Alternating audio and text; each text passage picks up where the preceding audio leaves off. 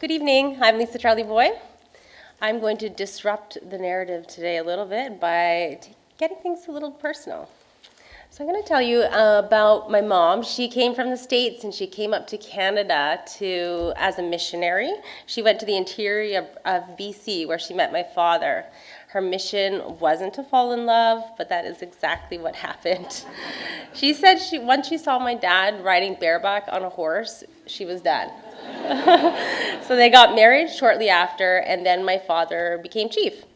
However, my father went to residential school when he was young, and as many of you in the room know, that residential school was a very dark chapter in our history.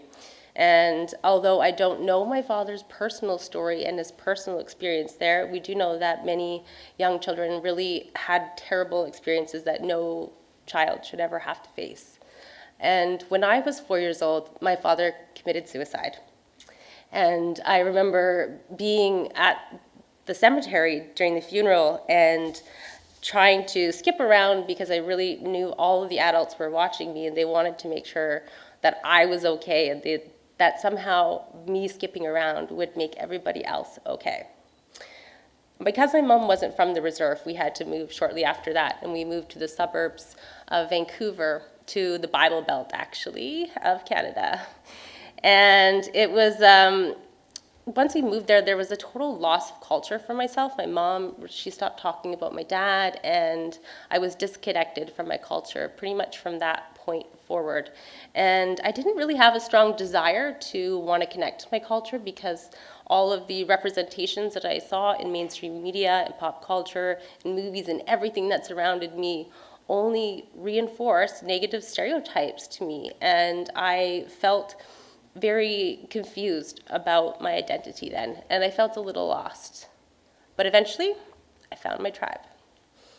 I started reading Vogue magazine when I was 10, and I fell in love with it. I loved all the fashion and all the glamour and how exciting it was, and eventually I moved to Toronto to study fashion. And I started being able to go to fashion shows and galas, and I felt like I was finally living the life that I was dreaming about when I was a kid stuck in the suburbs. And there was another magazine that came across my path at that time, and it was called Spirit magazine, and it's a Native arts and culture magazine. And in that magazine, I opened the pages and I saw Indigenous artists, authors, and all of these amazing Indigenous people that I never knew about. It was a whole new world that was opened up to me through the pages of that magazine. And it really changed the way that I thought about Indigenous people, and it really started started me on the path of beginning to connect to my culture. I was downtown at a film festival, Imaginative Film Festival, if anybody knows that, Indigenous Film Festival. And I met my cousin who invited me to a ceremony back in BC in our traditional territory. And I was really excited to go because it seemed like the ultimate way to connect with culture is a ceremony. And so I was super stoked, but it was in Nehemiah Valley, really far, very remote. And it took us 3 hours, and we had to go through a logging road to be able to get to the ceremony site. And as we were walking in, there was the local chief at the front who asked us, as we were entering, there's about 20 of us, to make a promise and an intent with our ceremony that we would be protecting the sacred waters that were right next to us. Fish Lake was the lake right next to us, and Tsilhqot'in people have been defending the rights to that lake and to the water to preserve the traditional territory since the Caribou Gold Rush, and defending through war, whether that be war back in the day, physical war, or in the courtrooms today.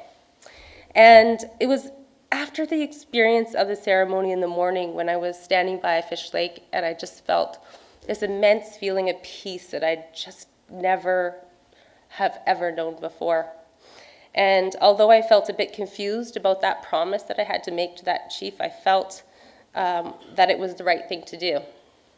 Now, right after that, after being back in the bush, I was headed to Italy, of course, naturally. My boyfriend at the time was a hedge fund manager, and there was a group of people that were meeting that were his colleagues that were meeting in Lake Como. And I was feeling really nervous about this experience because it was a bunch of people I didn't know. And the first night we were walking towards the dining room hall, and there was a man standing outside with a big glass bowl, and he wanted us each to take a paper that corresponded with the table that we were supposed to sit at. So we're being split up, and I was terrified because I didn't know anyone. I knew I was going to be one of the youngest people there, and probably one of the few with brown skin. I was a little nervous. After I sat down, though, there was a woman just a couple seats away from me who started talking about BC. And then I heard her say Dene. And then I heard her say Nehemiah Valley. And I just was so excited because I was like, wow, okay, I've got something to talk about here. I was just in Nehemiah Valley just like a few days before camping. So I interrupted the conversation, and the two women that were beside her were kind of like, you were camping? Weird. But I continued the conversation, and she told me that when she was in her 20s, she used to be a nurse in the interior of BC to these remote reserves.